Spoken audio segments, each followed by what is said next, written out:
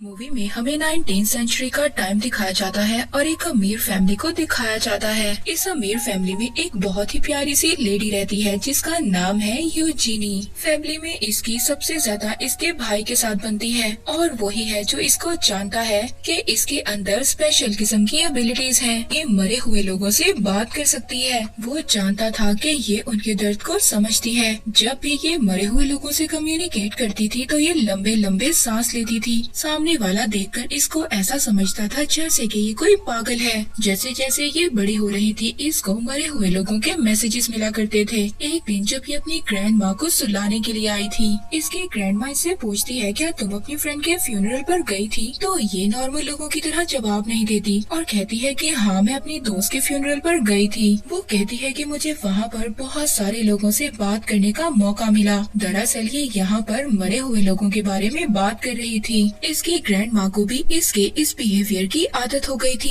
इस वजह से वो इसके बिहेवियर से अक्सर परेशान रहा करती थी। इसकी ग्रैंड माँ इसको कोई भी जवाब नहीं देती। यूजीनी अपने भाई के साथ मार्केट में जा रही थी क्योंकि इसको अकेले जाना अलाउ नहीं था। ये बाहर जाकर बहुत ज्यादा एंजॉय करती है। ये गलियों में घूमती रहती है। फिर इसके बाद ये एक कैफे में जाती है। वहाँ पर ये एक आदमी को देखती है जो स्पिरिट्स के बारे में बुक पढ़ रहा था। ये आदमी यूजीनी को अपना इंट्रोडक्शन करवाता है और काफी देर तक इससे बातें करता रहता है। जिसके बाद यूजीनी उसको बताती है कि ना तो मैं तुम में इंटरेस्टेड हूँ और ना ही तुम्हारी बातों में। वो तो कब से इस बुक को देख रही थी। जब इस लड़के को पता चलता है कि ये इस बुक में इंटरेस्टेड है तो वो लड़का एक रात के लिए यूजीनी को ये बुक दे देता है कि एक रात के लिए यूजीनी इस बुक को पढ़ सकती है। अब यूजीनी इस बुक को घर ले आती है और वो सारी रात इस बुक को पढ़ती रहती है। इस बुक को पढ़कर उसको अपना पर्पस समझ आया कि कैसे मरे हुए लोगों के साथ कम्युनिकेट किया जाता है और कैसे उनकी मदद की जाएगी। इन दोनों बहन भाइयों को देखते हैं जो कि एक और वेल्थी फैमिली के साथ हैं। यूजीनी के फादर उससे बात करते हैं। दरअसल यूजीनी के फादर उसको पसंद नहीं करते थे और ना ही उससे ज्यादा प्यार करते थे क्योंकि यूजीनी अपनी फादर की एक्सपेक्टेशंस के खिलाफ थी। यूजीनी के फादर को ऐसी लड़कियां बिल्कुल भी पसंद नहीं थी जो हम्बल होती हैं और गरीब लोगों का ख्याल रखती हैं। कि यूजीनी अमीर होने की डेफिनेशन को समझ नहीं पाई। वो समझते थे जो गरीब लड़कियां होती हैं वो काइंड और हम्बल होती हैं और वो लड़कियां गरीबों की तरह ही लगती हैं। वो अमीर लड़कियां बिल्कुल भी नहीं लगती। इस तरह इनका रिलेशन बहुत ज्यादा वीक था। एक दिन जब वो अपनी ग्रैंड माँ के बालों में ब्रश कर रही थी, ये उसकी रोजाना की रूटीन थी, तभी अचानक से एक डेथ सोल उससे बात करने की कोशिश करती है। यानी कि कोई मरा हुआ इंसान उससे बात करने की कोशिश कर रहा था। ये यकदम से अपनी ग्रैंड माँ की केयर को छोड़ देती है। तम से जाकर ड्रॉर में बहुत सारी चीजें निकालती है और यहाँ तक कि उसको एक नेकलेस मिलता है।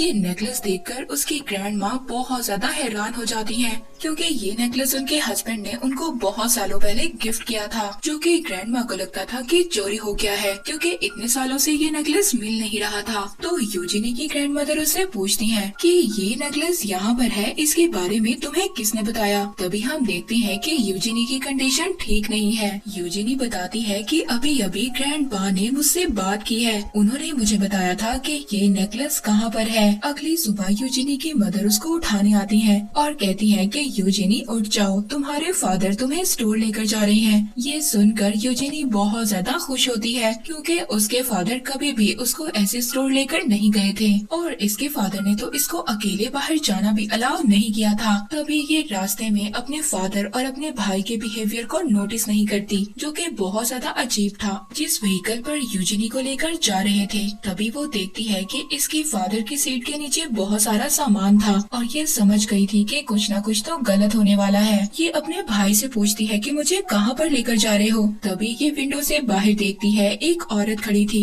जो इसको बहुत ही अजीब तरीके से घूर रही थी। ये देखकर बहुत ज्यादा डर जाती है। तभी हम देखते हैं दो लोग इसको घसीट कर लेकर जा रहे थे। ये बहुत ज्यादा चिल्लाती है, अपने भाई और अपने फादर को आवाज देती है, मगर वो दोनों इसको बहुत ही खामोशी से देख रहे थे।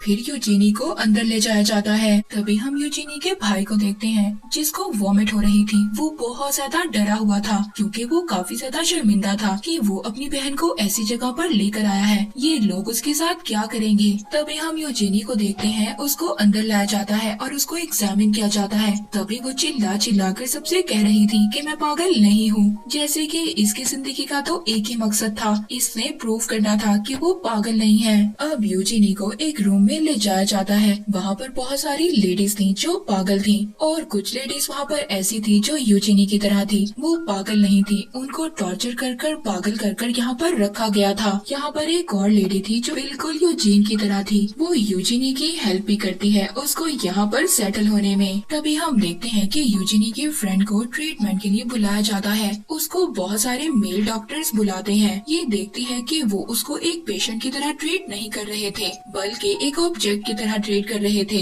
वो उसको हिप्नोटाइज भी करते हैं। वो डॉक्टर्स उसका बहुत बुरे तरीके से ट्रीटमेंट कर रहे थे, यहाँ तक कि वो नीचे भी गिर जाती है, मगर फिर भी उन लोगों को उस पर तरस नहीं आता। यहाँ पर कोई भी डॉक्टर ऐसा नहीं था जो पेशेंट्स का ख्याल रखता, मगर हाँ यहाँ पर एक नर्स थी जो सभी पेशेंट्स का ख्याल रखा करती थी। इसका नाम जेनेवीव था और ये हेड नर्स थी। वो इन सब डॉक्टर्स के बिहेवियर को बहुत अच्छे तरीके से जानती थी, मगर वो इनके खिलाफ आवाज नहीं उठा सकती। यूजीनी यहाँ पर किसी को भी अपनी पावर्स के बारे में नहीं बताती क्योंकि वो बहुत ज्यादा डरी हुई थी। वो जानती थी कि इसके बाद उस पर एक्सपेरिमेंट्स किए जाएंगे। एक दिन वो जेनेवीव को उसके सिस्टर के मैसेज के बारे में बताती है। एक्चुअली में जेनेवीव की सिस्टर जिसकी डेथ हो गई थी वो कांटेक्ट करती है यूजीनी से, मगर वो हेड नर्स यूजीनी पर बिल्कुल भी ट्रस्ट नहीं करती। मगर जब यूजीनी उसको खास सीक्रेट बातें बताती है जो सिर्फ जेनेवीव और उसकी सिस्टर के दरमियान में थी, तो वो शॉक्ड रह जाती है, मगर वो यूजीनी से कुछ भी नहीं कहती और वहाँ से चली जाती है। इसके बाद अगले दिन यूजीनी की फाइनल इवैल्यूएशन थी और वहाँ पर डॉक्टर्स ने यूजीनी से बहुत सारे क्वेश्चंस करने थे और वो इन सभी क्वेश्चंस में यूजीनी से ये एडमिट करवाता है कि वो अभी भी स्पिरिट से बात करती है। अब जब ये इस बात को मान जाती है तो डॉक्टर्स कहते हैं इसको और ज्यादा देर इस असाइलम में रखा जाएगा। यूजीनी को ये सुनकर डॉक्टर्स पर गुस्सा आ जाता है। वो डॉक्टर्स पर चिल्लाती है, मगर यहाँ चिल्लाकर वो बहुत बड़ी मिस्टेक कर देती है। इसके चिल्लाने से डॉक्टर ये कंफर्म कर देता है कि इसको हिस्टेरिया है। हिस्टेरिया में पेशेंट्स को एक बॉक्स में रखा जाता है और ये बॉक्स कोई ऐसा वैसा बॉक्स नहीं बल्कि ये बॉक्स आइस से भरा होता है और पेशेंट को इस बॉक्स में घंटों के लिए रखा जाता है, यहाँ तक कि उनकी बॉडी बिल्कुल नम हो जाती है और उनको कोई भी पेन फील नहीं होती। ये ट्रीटमेंट करने से पेशेंट ठीक नहीं होता। इस ट्रीटमेंट से तो पेशेंट की हालत और ज्यादा खराब हो जाती है, मगर यहाँ पर डॉक्टर्स का ये मानना था कि इस पेशेंट से लेडीज खास तौर पर ठीक हो जाती हैं। यूजीनी को भी ये ट्रीटमेंट दिया जाता है। ये डॉक्टर्स के सामने बहुत ज्यादा चिल्लाती है कि मैं पागल नहीं हूँ, प्लीज मुझे ये ट्रीटमेंट मत दो, मगर कोई भी इसकी बात नहीं सुनता। इसके बाद हम हेड नर्स जेनेवीव को देखते हैं जो अपने घर वापस जा रही थी। तभी वो नोटिस करती है कि उसका पीछा कोई कर रहा है और तभी उसे पता चलता है कि उसका पीछा तो यूजीनी का भाई कर रहा था। ये अपनी बहन के बारे में बहुत ज्यादा परेशान था। ये जेनेवीव को बताता है कि मेरी सिस्टर के पास स्पिरिट से बात करने की पावर्स हैं और वो अब अपनी बात को प्रूव करने के लिए उसको यूजीनी की बुक भी देता है और कहता है कि ये बुक मेरी बहन को दे देना। वो हेड नर्स वो बुक ले लेती है जो उसने यूजीनी को देनी थी। अब वो भी इस मैटर में बहुत ज्यादा इंटरेस्ट ले रही थी। हम देखते हैं कि वो सारी रात इस बुक को पढ़ने में लगा देती है और जब वो उस बुक का कंटेंट पढ़ती है तो वो काफी ज्यादा डिस्टर्ब हो जाती है। बुक पढ़कर अब उसको यही लगता है कि यूजीनी बिल्कुल सच कह रही थी, उसने मेरी बहन से बात की है। दूसरी तरफ हम असाइलम में देखते हैं, वहाँ पर यूजीनी को उस ट्रीटमेंट से आजाद कर दिया गया था। यूजीनी की हालत बहुत ज्यादा खराब थी क्योंकि वो इतनी देर तक बर्फ में लेट कर आई थी। हम देखते हैं कि वो रात को सो भी नहीं पाती। इसके बाद हेड नर्स जेनेवीव इसके पास आती है। वो इससे बात करती है क्योंकि वो अपनी मरी हुई बहन से बात करना चाहती थी और वो यूजीनी से ये भी कहती है कि अगर तुम अपने भाई से मिलना चाहती हो तो मैं तुम्हारी मदद करूंगी और साथ ही वो उसको वो बुक भी देती है जो यूजिनी के भाई ने उसको देने के लिए दी थी।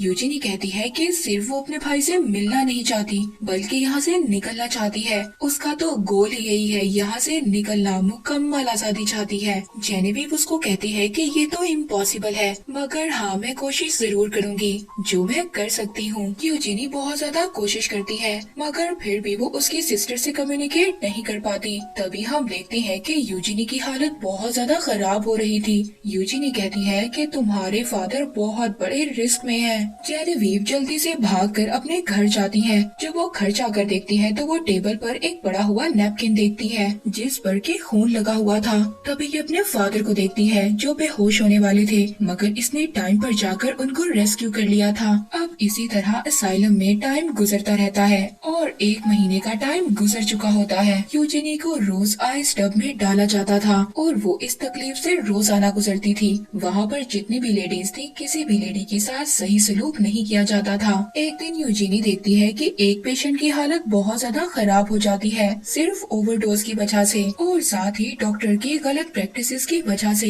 ये देखकर यूजिनी को बहुत ज्यादा गुस्सा आ जाता है। यूजिनी अपने आप को कंट्रोल नहीं कर पाती और वो गुस्से से कहती है कि इन सब पेशेंट्स की हालत के जिम्मेदार सिर्फ आप लोग हो। यूजिनी के इतने ज्यादा चिल्लाने की वजह से इसको आइसोलेशन के लिए भेज दिया जाता है। यूजिनी को ऐसे रूम में भेजा जाता है जहाँ पर लाइट भी नहीं थी। वहाँ पर एक विंडो थी जिसको बंद किया गया था। ये जो नर्स यूजिनी को इस रूम में ला रही थी, ये नर्स विंडो को कभी कभी खोल देती थी मगर अब ये ऐसा बिल्कुल भी नहीं करती और यूजिनी को अब बिल्कुल भी रोशनी देखने की इजाजत नहीं थी। ये नर्स बहुत ज्यादा सख्त थी, ये सब पेशेंट्स को खिलौना समझती थी। यूजिनी इस रूम में बहुत सारे स्पिरिट से बातें करती है जो यहाँ पर रहा करती थी और यहीं पर रहते रहते उनकी डेथ हो गई। ये सब चीजें यूजिनी को बहुत ज्यादा डराती थी। ये बार बार उसी नर्स को आवाज दे रही थी जो इसको यहाँ पर लेकर आई थी, मगर इस नर्स को कोई भी फर्क नहीं पड़ता था। यूजिनी जिसको स्पिरिट्स का बहुत ज्यादा शोर सुनाई देता था और वो इस शोर की वजह से खाना भी नहीं खा पाती थी।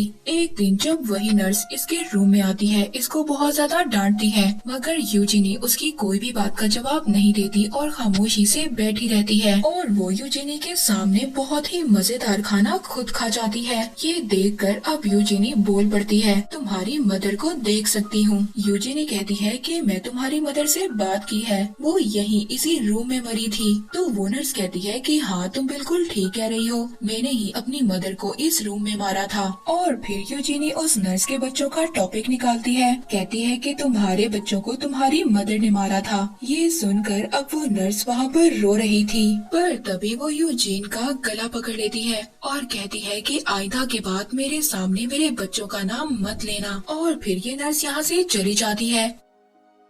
अब जैसे ये नर्स यहाँ से जा रही थी, इसके साथ एक लड़की टकराती है और वो चुपके से इससे चाबियाँ ले लेती है और ये लड़की ये केस जाकर हेड नर्स जेनेविव को दे देती है। एक्चुअली में ये सारा प्लान जेनेविव का था कि वो केस को उस नर्स से चोरी करवाएगी। वो यूजिनी के डोर के पास जाती है और यूजिनी से बात करती है। यूजिनी अब उस हेड नर्स को उसकी सिस्टर की सभी बातें बताती है। जेनेविव जब ये सब बातें सुनती है तो वो बहुत ज्यादा शॉक्ड हो जाती है और फिर यूजिन का शुक्रिया अदा करती है कि उसने कैसे उसकी बहन की सब बातें उस तक पहुंचाई और अब वो ये प्रॉमिस करती है कि वो यूजिन को यहाँ से निकालेगी। अब ये नर्स जाकर डॉक्टर से कहती है कि यूजिनी की हालत काफी ज्यादा ठीक हो गई है और अब उसको आइसोलेशन से बाहर निकाल लेना चाहिए। डॉक्टर को यहाँ पर हेड नर्स पर शक तो हो रहा था मगर फिर भी वो अलाउ कर देते हैं कि यूजिनी को कॉमन वार्ड में शिफ्ट कर दिया जाए। यूजिनी को अब उस डार्क रूम से बाहर निकाल दिया गया था। यूजिनी इतने दिन के बाद बाहर आई थी। वो बाहर की हवा देखती है, रोशनी देखती है तो बहुत ज्यादा खुश हो जाती है। तभी वो वहाँ पर अपनी उसी फ्रेंड को देखती है जो कि अब व्हील चेयर पर थी।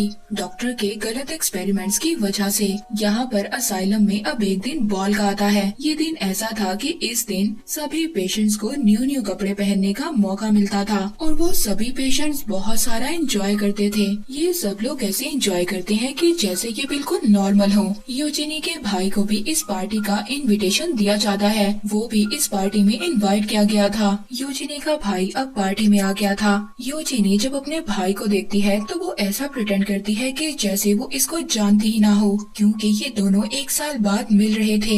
ये दोनों सबको ऐसा शो इसलिए करवा रहे थे क्योंकि ये यहाँ से भागने वाले थे। तभी जब ये भाग रहे थे तभी वो नर्स जिसने अपनी मदर को मारा था वो इन दोनों को देख लेती है। वो पकड़ने की कोशिश कर रही थी। तभी वहाँ पर एक और लेडी उस नर्स को पकड़ लेती है। इसके बाद ये लेडी और भी ज्यादा पागल हो जाती है। ये वहाँ पर सभी डॉक्टर्स पर अटैक कर रही थी। ये लेडी सबको सबक सिखा रही थी कि कैसे उन्होंने पेशेंट्स को ट्रीट किया। दूसरी तरफ हम जेनेविव को देखते हैं जो कि यूजिनी के साथ बाहर नहीं जाना चाहती थी क्योंकि वो यहीं रहकर बाकी लेडीज की हेल्प करेगी जिस को उसकी मदद की जरूरत है। इसके बाद कुछ सालों बाद का टाइम दिखाया जाता है जहाँ पर हम यूजिनी को देखते हैं जो कि सबसे दूर रहती थी। वो पहली मर्तबा अपनी लाइफ से इतनी ज्यादा सेटिस्फाइड थी और बहुत ज्यादा हैप्पी भी। ये मूवी यहीं पर एंड हो जाती है।